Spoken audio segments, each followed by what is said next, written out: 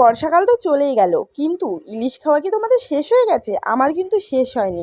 তাই 4 পিস মাছকে হলুদ নুন মাখিয়ে আমি আগে রেখে দিয়েছিলাম। পরে সর্ষে পোস্ত কাঁচা লঙ্কা পেস্ট আর সর্ষের তেল দিয়ে ভালো করে মাছগুলোকে ম্যারিনেট করে নিয়েছি। ম্যারিনেট করার পর আমি একটি টিফিন কারিতে মাছসহ মশলাগুলো সব ঢেলে দিয়েছি।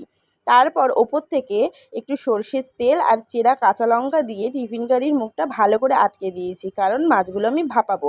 তাই বুঝতে পারছো আজকে রান্না হবে ইলিশ ভাপা। তো যতক্ষণ আমি ভাপানো হবে ততক্ষণ আমি ওয়েট করব। এই দেখো, ওয়েট করার পর আমার ইলিশ ভাপা রেডি হয়ে গেছে, আর ঢাকনাটা খুলতে এত সুন্দর গন্ধ। আর এই মরশুমে আমি কালো জিরে কাঁচা লঙ্কা ফোড়ন দিয়ে বেগুন দিয়ে ইলিশ মাছের পাতলা ঝোল খেয়েছি, আর সর্ষে পোস্ত দিয়েই ইলিশ মাছ খেয়েছি, কিন্তু এই ইলিশ ভাপাটা খাওয়া হয়নি। কিন্তু আমি তো খেয়েই ছাড়বো একবার, যেটা মন হয়। তো আমার ইলিশ ভাপা রেডি হয়ে গেছে, খাওয়ার জন্য আমি প্লেটে সার্ভ করে নিয়েছি। আর কে কে ইলিশ ভাপা খেতে পছন্দ করো অবশ্যই কিন্তু আমাকে কমেন্ট করে জানিও। আর আমার রেসিপিটি কেমন লাগলো অবশ্যই বলো।